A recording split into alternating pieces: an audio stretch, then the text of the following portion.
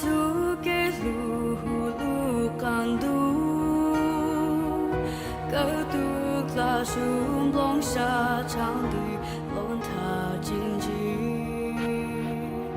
chính đạo lúa thua chỉ một tu cho san su Chúa Giêsu tu ke lu ku lu ko mu lu và Giêsu có tu lu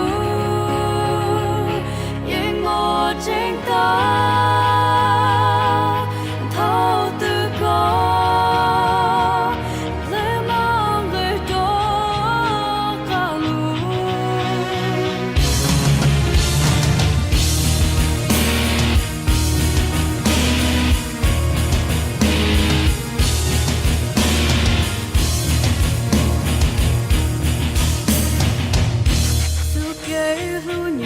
là để chỉ có